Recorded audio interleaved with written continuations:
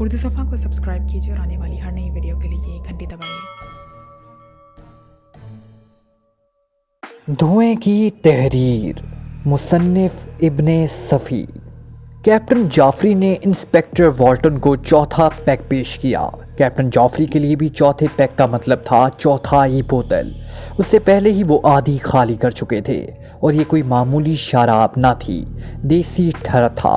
Inspector वॉल्टन के सीने और हलक में ज़ोर ज़ोर से उल्लू बोलने लगे, लेकिन उसे शायद ज़िंदगी में पहली बार ही इतनी तेज़ शराब पीने का इत्फाक हुआ था।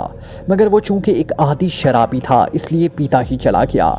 उसका ताल्लुक दरअसल स्कॉटलैंड यार्ड से था और वो यहाँ एक बहुत ही अहम काम के सिलसिले में आया था। महकमा खारजा के सीक्रेट सर्विस के एक ऑफिसर कैप्टन जाफरी से उसकी पहली मुलाकात थी। दूसरी जंग अजीम में वो दोनों ही एक यूनिट में थे और वॉल्टन भी कैप्टन ही था। जंग के इख्तिताम पर उसे स्कॉटलैंड यार्ड में जगह मिल गई थी और कैप्टन जाफरी अपने यहाँ महकमा खारजा की सीक्रेट सर्विस में ले लिया गया था। इंस्पेक्टर वॉल्टन की आमद सरकारी नौयत की थी, लेकिन वो जिस काम के लिए आया था इसके बारे में अभी किसी को कुछ भी नहीं मालूम हो सका था। दरअसल वो बराह रास्त चीफ ऑफिसर से गुफ्तगू करना चाहता था, लेकिन चीफ ऑफिसर था कौन? कैप्टन जाफरी के फरिश्तों को भी इसका इल्म ना था। उसने इसके मुतल्लिक इतना ज़रूर सुन रखा था कि वो कोई माकूल आदमी नहीं है। ये बात उसे इन 5 ऑफिसरों में से एक ने बताई जो अब इस महकमे में नहीं थे। उन्हें दोबारा मिलिट्री की सर्विस में भेजा जा चुका था। कैप्टन जाफरी को इसका इल्म भी नहीं था कि चीफ ऑफिसर इंस्पेक्टर वॉल्टन से मिलना पसंद भी करेगा या नहीं। इस बात को तो वो अच्छी तरह जानता था कि चीफ ऑफिसर इससे मिलने पर मजबूर नहीं होगा और ना यही ज़रूरी था कि वॉल्टन को उसकी मदद हासिल ही हो जाए। ये चीफ ऑफिसर की अपनी मर्जी पर मुनहसर था कि वो वॉल्टन की मदद करता है या नहीं करता। वॉल्टन का कहना यह था कि काम की नौयत सरकारी है, लेकिन वो निजी तौर पर सीक्रेट सर्विस के चीफ ऑफिसर की मदद का तालिब है। ये बात कैप्टन जाफरी की समझ से बाहर थी, लेकिन इंस्पेक्टर वॉल्टन ने इसकी वजाहत नहीं की। कैप्टन जाफरी कम घाक नहीं था। उसे पहले ही से मालूम था कि वॉल्टन एक आदी किस्म का शराबी है, लिहाजा उसने उसे ठरा पिलाने का प्रोग्राम बनाया। उसने बताया था कि वो देसी बियर कहलाती है और कुछ मिलाए बगैर पी जाती है और पीने वाले उसे एक पैग से शुरू करते हैं और उसके बाद के पैग इनफरादी हैसियत से पिछले पैगों की निस्बत मिकदार में दुगने हो जाते हैं। मसलन दूसरे पैग का मतलब था 2 पैग, तीसरे का 6 पैग और चौथे का 8 पैग। लिहाजा चौथे पैग पर वॉल्टन की बार की छत में सितारे नजर आने लगे और उसे बेतहाशा अपनी महबूबा याद आ गई, जिसकी मां ना सिर्फ बेवा थी बल्कि उसकी एक टांग जहरबाद का शिकार होकर हमेशा के लिए इसके जिस्म से अलग हो गई थी। महबूबा के साथ उसकी मां की कई कटी हुई टांग भी याद आ गई और वॉल्टन ने रो देने का साफ मुंह बना दिया। क्यों डियर, क्या बात है? कैप्टन जाफरी ने पूछा, जो उसे बहुत गौर से देख रहा था। बेचारी। वॉल्टन ठंडी सांस लेकर रह गया। कैप्टन जाफरी चारों तरफ देखने लगा, लेकिन उसे कहीं भी कोई बेचारी नजर ना आई। वो समझ गया कि अब इसकी खोपड़ी आउट हो रही है। उसने कहा, हाँ बेचारी, आगे कहो। मगर वॉल्टन की खोपड़ी आउट होकर सिर्फ अपनी महबूबा की मफलूज वालदा के गिर्द ही नाचने लगी थी। उसके मुतालिक बहुत कुछ पक गया, लेकिन कैप्टन जाफरी के एक भी पल्ले ना पड़ी और फिर उसे अपनी हमाकत पर गुस्सा आया। वो सोचने लगा कि उसने ख्वामखा ये मुसीबत मोल ले ली, क्योंकि अब वॉल्टन बुरी तरह बहकने लगा था। बहरहाल अब खेल तो बिगड़ ही चुका था। जाफरी ने सोचा क्यों ना बराह रास्त उससे उसके मुतल्लिक सवाल किया जाए। तुम यहाँ क्यों आए हो? उसने पूछा। इस बेचारी के लिए। मुझे अपने यहाँ के किसी फ़कीर से मिलाओ, ऐसा फ़कीर जो आसमानों की तरफ रस्सा उछाल कर उस पर चढ़ता चला जाए। मुझे एक फ़कीर आज मिला था। मैंने उसे 5 का 1 नोट दिया, लेकिन वो कटी हुई टांग वापस नहीं ला सका। उसने कहा कि मैं जिसका फ़कीर का असिस्टेंट हूँ वो बड़ा सुअर आदमी है। अच्छा, अब खामोश हो जाओ, कैप्टन जाफरी ने झुंझला कर कहा। वरना क्या? वॉल्टन आंखें निकाल कर बोला। क्या मैं तुमसे कमज़ोर हूँ? जाफर को बहुत ज़्यादा डाउन नहीं था, मगर था नशे ही में। लिहाजा उसे वॉल्टन का लहजा बहुत बुरा लगा और उससे गुस्सा आ गया। एक ही घूंसे में तुम्हारा चेहरा जबड़ों से महरूम हो जाएगा। ओ यो स्वाइन, والٹن نے دانت پیس کر ہاتھ گھمایا لیکن اس کا ہاتھ جعفری کے چہرے پر نہیں پڑ سکا کیونکہ دفتن حال میں اندھیرا ہو گیا تھا۔ ساتھ ہی ایک چیخ تاریکی میں لہرائی اور کیپٹن جعفری کا نشہ ہرن ہو گیا۔ پھر اس نے قریب ہی کسی کے گرنے کی آواز سنائی دی۔ چیخ 100% والٹن ہی کی تھی اور اس کے کانوں کے قریب چیخا تھا۔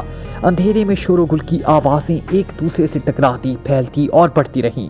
اچانک کسی نے چیخ کر کہا، پوری لائن آف ہے۔ پھر کوئی دوڑتا ہوا آدمی جعفر کی کرسی سے ٹکرایا اور وہ دونوں کرسی سمیت فرش پر ڈھیر ہو گئے۔ کیپٹن جعفری نے اسے انگریزی میں گالیاں دی۔ نشے کی حالت میں وہ کبھی ادھر بولتا اور کبھی ادھر بولتا، لیکن انتہائی غصے کے باوجود بھی اس نے ٹکرانے والے کو نکل جانے دیا۔ اگر وہ اجالے میں ٹکرایا ہوتا تو اچھی حیثیت کا آدمی ہوتا تو جعفری کے ہاتھوں پٹے بغیر نہ رہ سکتا۔ جعفری کم رتبہ آدمیوں پر ہاتھ اٹھانا کسرِ شان سمجھتا تھا۔ نشے میں بھی اس بات کا خیال رہتا تھا۔ اس سے اس بات پر بڑا فخر تھا کہ وہ ایک اچھے خاندان کا آدمی ہے۔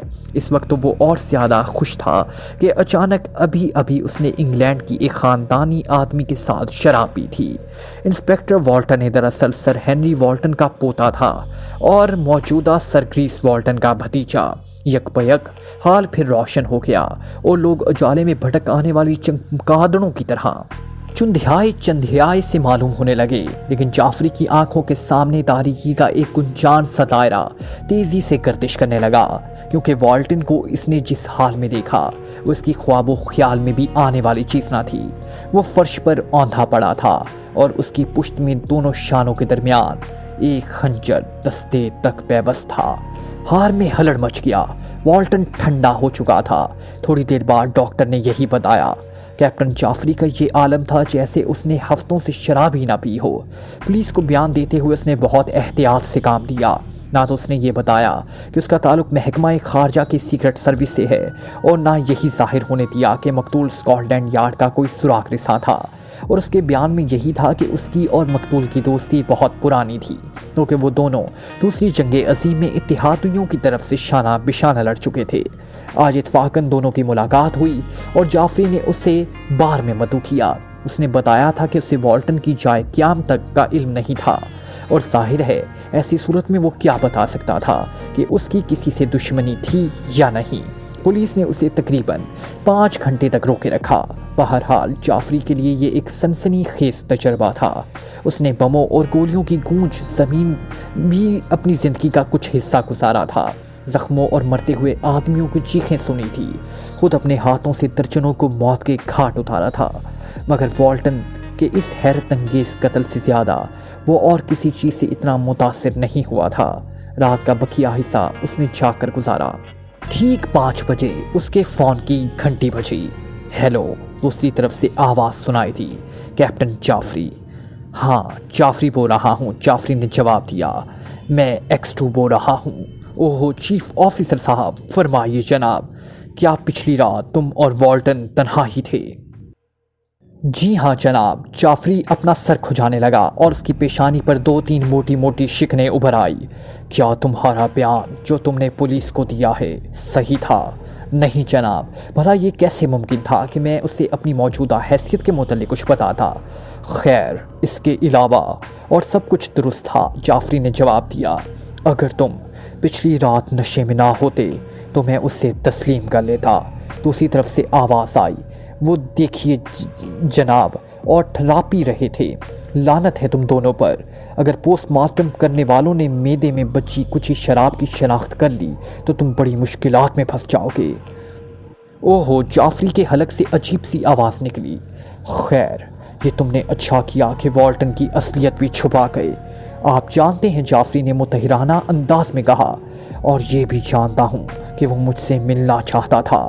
میرے خدا، جعفری نے حیرت سے کہا، پھر آپ اس سے ملے کیوں نہیں؟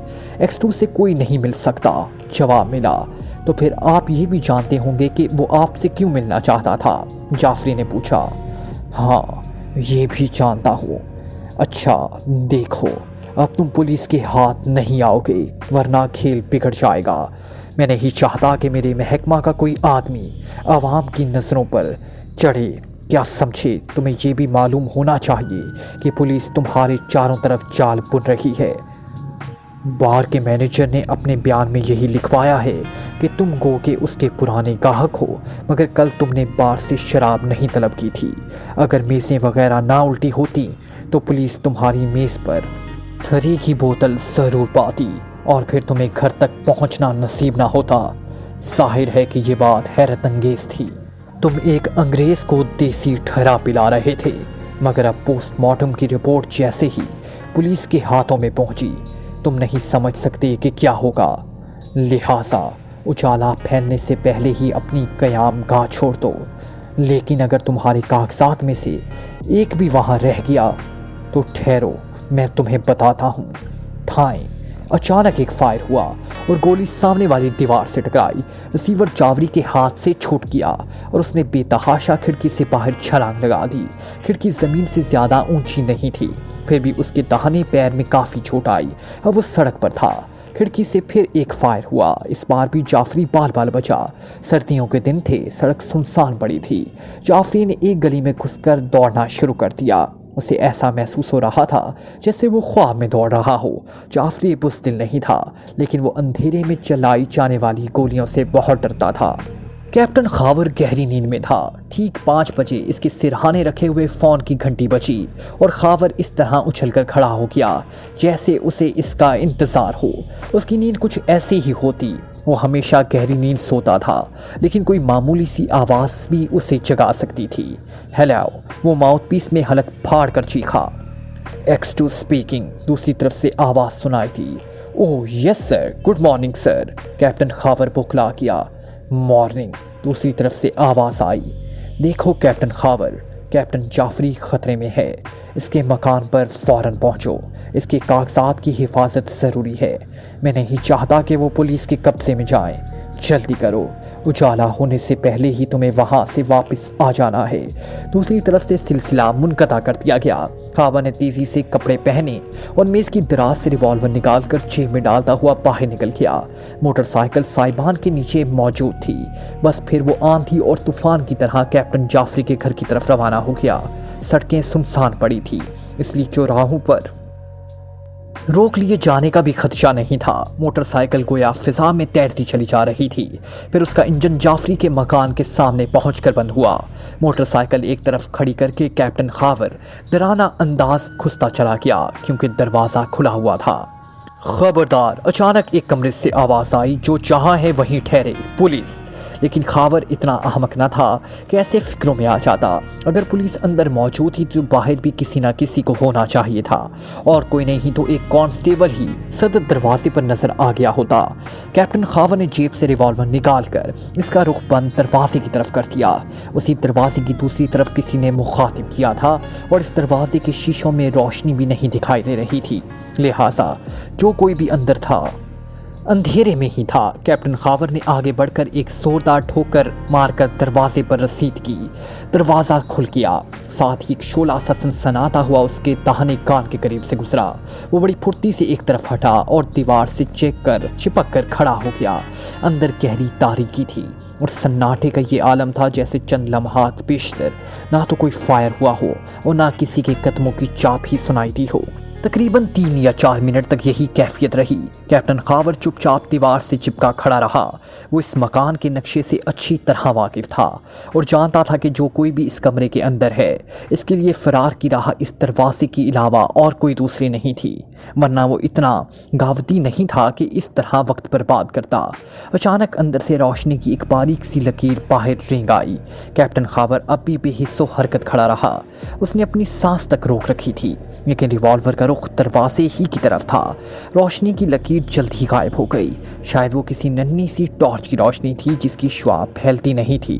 دوسرے ہی لمحے کوئی دبے پاؤں کمرے سے نکلا اور ساتھ ہی خاور کی ریوالور کی نالی اس کے جسم کے کسی حصہ سے جا لگی۔ اپنے ہاتھ اوپر اٹھاؤ، خاور نے آہستہ سے کہا۔ یہ کھلی ہوئی حماقت تھی، اندھیرے میں اس وقت کے اقدامات فضول ہی ہوتے ہیں۔ بہرحال وہ گھونسا خاور کی پیشانی پر پڑا تھا جس نے اس آنکھوں میں ستارے بھر دیے اور اسے چاروں طرف اجالا ہی اجالا نظر آنے لگا۔ मगर इसके औसान सलामत थे। उसने जवाबी जमला रिवॉल्वर के दस्ते से किया। वैसे ये और बात है कि वो दीवार पर पड़ा हो, इसके हाथ में चोट भी आई, रिवॉल्वर भी एक खटाके से जाकर फर्श पर गिरा। बहरहाल वो दौड़ते हुए कदम की आवाज़ सुन रहा था जो लिहाजा ब लहजा दूर होती जा रही थी। फिर सन्नाटा छा गया। अब खावर ने जेब से टॉर्च निकाली और सारे कमरे रोशन करता चला गया। सब दरवाज़ा मुफस्सिल करने के बाद वो फिर इन कमरों की तरफ वापस आ गया। शायद ही कोई कमरा ऐसा रहा हो जिसमें अब तरी ना नजर आई हो। ऐसा मालूम हो रहा था जैसे किसी ने बहुत जल्दी में कोई चीज़ तलाश करने की कोशिश की हो। खावर ने इसकी तरफ ध्यान नहीं दिया क्योंकि वो इस जगह से वाकिफ था जहां कैप्टन जाफरी अपने कागजात रखा करता था। सीक्रेट सर्विस के 8 आदमी एक दरवाजे से ना सिर्फ वाकिफ थे बल्कि इन राजों में भी एक दूसरे के शरीक थे जिनका ताल्लुक महकमे से था। वो इस जगह पहुंच गया जहां कैप्टन जाफरी अपने कागजात रखता था, मगर दूसरे ही लम्हे उसकी रूह तक लरज उठी क्योंकि कागजात वहां नहीं थे। वो जानता था कि इसका नतीजा क्या होगा। उसका पुरइसरार ऑफिसर X2 बड़ी सख्ती से जवाब तलब करेगा। X2 जिसकी शक्ल से उसके 8 मातहतों ने आज तक नहीं देखी थी। उसके पैगामात उन्हें फ़ोन पर मिला करते थे। बाज़ुकात उन्हें ऐसा महसूस होने लगता था जैसे वो कोई रूह हो। कैप्टन खावर ने एक छुरछुरी सी ली। वो सब X2 से बहुत ही डरते थे। अचानक उसकी नज़र मेज़ पर पड़ी जिस पर सिर्फ एक कागज़ का टुकड़ा पेपर वेट से दरपार रखा था। इसके अलावा इस मेज़ पर और कुछ नहीं था। खावर ने हाथ बढ़ाकर उसे उठा लिया और फिर एक गहरी सांस लेकर कमरों के बल्ब बुझाने में मशगूल हो गया। कागज़ के इस टुकड़े पर तहरीर था, तुम लोग बिल्कुल गावी हो। अगर मैं भी तुम्हारे साथ ना लगा रहूं तो तुम बेड़ा ही कर दो। कागजात मैं लिए जा रहा हूं। तुम पुलिस के पहुंचने से पहले ही यहां से चले जाओ। अगर पकड़े गए तो मैं बहुत बुरी तरह पेश आऊँगा। X2। कैप्टन खावर बड़ी बदहवासी के आलम में वहाँ से रुखसत हुआ। इमरान बड़े जोशो खरोश के साथ मेज़ पर तबला बजा रहा था। उसकी आंखें बंद थी और चेहरे पर ऐसे इन्हिमाक के तासुरात थे जैसे वो कोई बहुत ही अहम फरीज़ा अंजाम दे रहा हो। महकमा सुराग रिसानी का सुप्रीडेंट इससे थोड़े ही फासले पर बैठा हुआ उसे गुस्सेली नज़रों से देख रहा था। जाहिर है कि सुप्रीडेंट कैप्टन फयाज के अलावा और कोई ना होगा। आजकल उसे इमरान से अल्लाह वास्ते का बैर हो गया था। बिना फसाद दरअसल रात के शहजादे का केस था। फयाज का कहना था कि आखिरकार वो सरकारी इदारों के आड़ लेकर अपने काम क्यों निकालता है। अब तक वो 2 बार इस किस्म की हरकतें कर चुका था। नीले परिंदों वाले केस में उसने खुद को वजारत खारजा का नुमाइंदा बनाकर पेश किया था, हालांकि उसका ये दावा फयाज की तफ्तीश की रोशनी में गलत ही साबित हुआ था। फिर रात के शहजादे वाले केस में उसने अपना ताल्लुक महकमा खारजा के सीक्रेट सर्विस से जाहिर करके काम निकाला। फयाज उसके इस दावा की तस्दीक भी ना कर सका, मगर चूंकि उसे इल्म था कि इस केस में वजारत दाखिला के सेक्रेटरी सर सुल्तान भी मुलव्विस थे, इसलिए इसने इमरान के खिलाफ कोई कार्रवाई करने की हिम्मत नहीं की। वो जानता था कि इमरान ने जो कुछ भी किया होगा सर सुल्तान के इशारे पर किया होगा। ये बात अभी उसे मालूम थी कि सर सुल्तान इमरान की सलाहियतों से बहुत ज़्यादा मुतासिर हैं। फयाज इस वक्त इमरान के फ्लैट में क्या कर रहा था, इस चीज़ के इजहार की ज़रूरत ही बाकी नहीं रहती, जबकि पिछली रात शहर में एक अजीबो गरीब वारदात हो चुकी थी। तुमने क्या सोचा? फयाज ने झुंझलाए हुए लहजे में कहा। सुपर फयाज। इमरान ने मेज़ पर तबला बजाने का शुगल तर्क करके एक तवील सांस ली। चंद लम्हे फयाज को नीमबाज आंखों से देखता रहा, फिर संजीदगी से बोला, ये पहला इत्फाक है कि इतनी देर तक तबला बजाने के बावजूद भी कुछ नहीं सूझ सका। तुम खुद सोचने की कोशिश करो। इन दोनों ने बार से शराब नहीं ली थी, लेकिन पोस्टमार्टम की रिपोर्ट कहती है कि अंग्रेज़ बहालते नशा कत्ल हुआ था। मैदे में भी शराब की कुछ मिकदार मौजूद थी और वो तकरीबन 3 घंटे तक बार में बैठे थे। कैप्टन जाफरी गायब हो गया। पुलिस को इसके घर का सारा सामान इधर उधर बिखरा हुआ मिला। एक दीवार से रिवॉल्वर की गोली बरामद हुई। खंजर के दस्ते पर उंगलियों के निशानात नहीं मिले, वगैरह वगैरह, बल्कि 3 बार वगैरह। अब बताओ, मैं इस सिलसिले में तुम्हारी क्या मदद कर सकता हूँ? अगर मौका पर मौजूद होता तो कातिल को वो घूसे देता कि उसकी दादी भी बिलबिलाती हुई अपनी कब्र से निकल आती। अच्छा, तो मैं जा रहा हूँ, लेकिन मुझे मालूम हुआ है कि तुम इस सिलसिले में कुछ करते फिर रहे हो। मैं कसम खाता हूँ कि अगर इस बार तुम हत्ते चढ़े तो कब्र तक तुम्हारे साथ जाऊँगा। बेहतर यह है कि तुम कब्र ही में मेरा इंतज़ार करना। इमरान ने दोबारा अपना शुगल शुरू करता हुआ बोला। फिर साथ कहाँ तक दौड़े फिरोगे? अरे हाँ, उसने हाथ रोककर टेलीविजन फ़ोन को घूंसा दिखाया जिसकी घंटी बज रही थी। वो जानता था कि ये वही लड़की होगी जिसके लिए इमरान ने कुत्ते का पिल्ला रख छोड़ा था। जब उसे कुत्ते के पिल्ले की आवाज़ सुनाई देने लगी थी तब से उसने भी बिल्ली का रूप धार लिया था। उस वक्त भी जैसे ही इमरान ने माउथ पीस पे हेलो कहा, दूसरी तरफ से मियाँ सुनाई दी। तुम्हारा फ़ोन है। इमरान ने बड़ी संजीदगी से रिसीवर फयाज की तरफ बढ़ा दिया। फयाज भी इतनी ही संजीदगी के साथ साथ उठकर मेज़ के करीब आया। रिसीवर हाथ में लेते वक्त उसके चेहरे पर उलझन के आसार नजर आने लगे। किसी को क्या मालूम कि वो इस वक्त इमरान के फ्लैट पे मौजूद है और उसने किसी को भी नहीं बताया था कि वो इमरान की तरफ जा रहा है। हेलो मियाँ, दूसरी तरफ से आवाज़ सुनाई दी। क्या मतलब, कौन है? फयाज गुराया। मियाँ मियाँ मियाँ। फयाज ने रिसीवर पटक कर इमरान के सर पर 2 हथड़ रसीद कर दिया, लेकिन फिर अपने ही हाथ सहलाने पड़े क्योंकि इमरान ने वार खाली दिया था। जाहिर है इस सूरत में वो भरपूर हमला मेज़ ही पर जा पड़ा होगा। वाकई इस फ़ोन में कोई आसिबी खलल वाक़या हो गया है। इमरान फयाज को मुतहराना नज़रों से देखता हुआ बोला, ये कौन थी? फयाज ने गुराया। गालिबन ये कोई बुरी रूह है। हाँ, फयाज बुरा सा मुंह बनाए हुए बोला, तुम यहाँ दिन रात इबादत तो ना करते होगे। घर वालों से अलहदा रहने का मकसद यही हो सकता है। अक्सर ये भी सोचता हूँ। इमरान ने इस बात पर ध्यान ना देकर कहा, शायद कोई साहब अपनी बिल्ली को फ़ोन करना सिखा रहे हो। तुम हमेशा मुझे लघु किस्म की बकवास में उलझा लेते हो। फयाज भपक गया। रास्ता उधर है जनाब। इमरान ने दरवाजे की तरफ इशारा किया।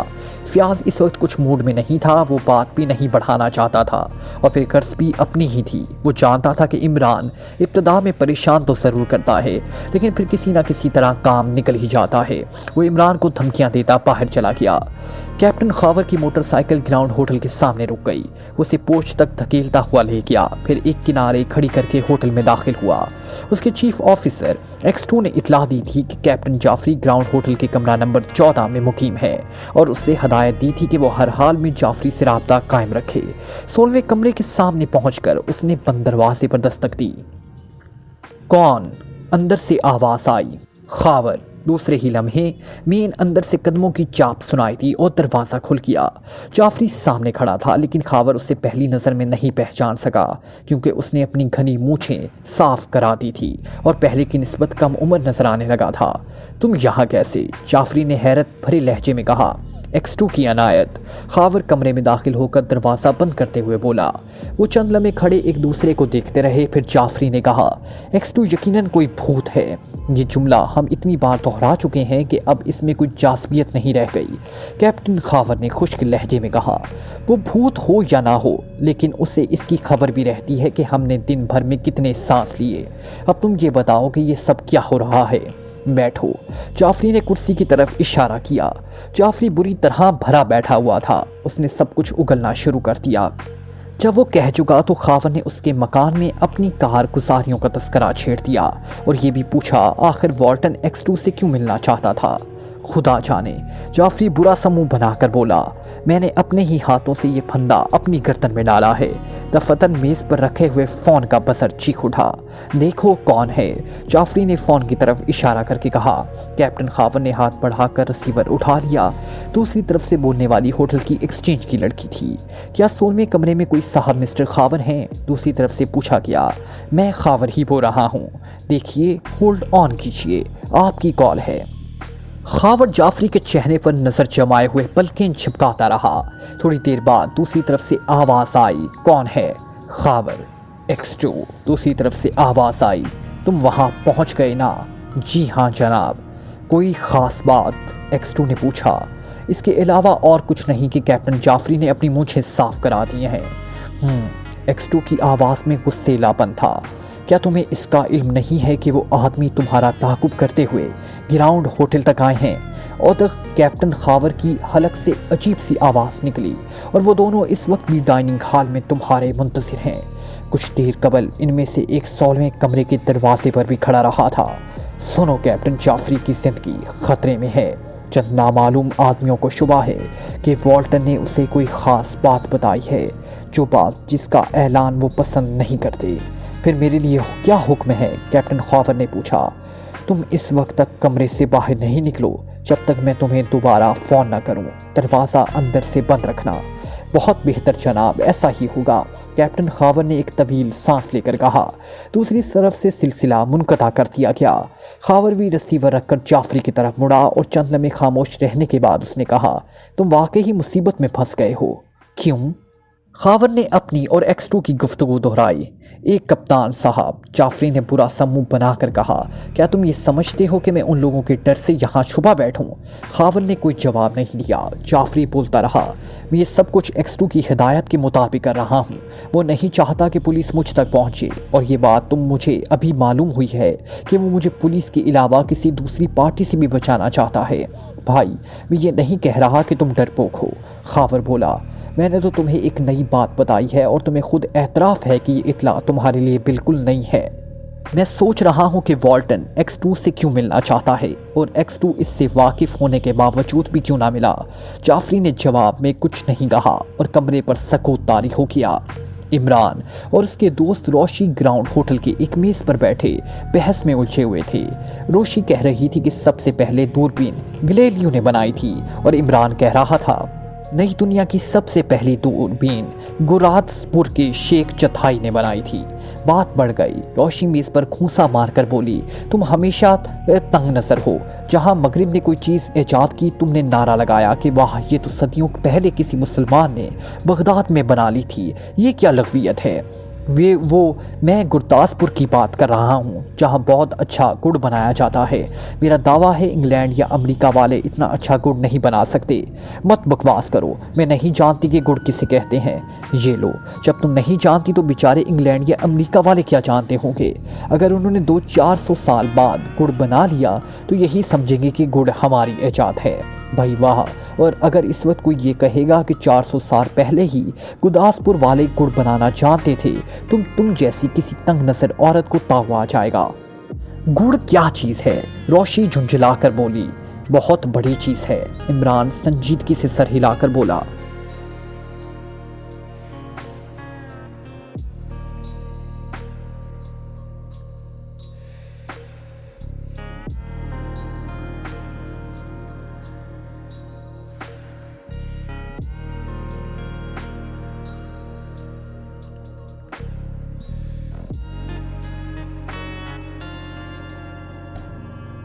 Like, comment, share, press the bell icon.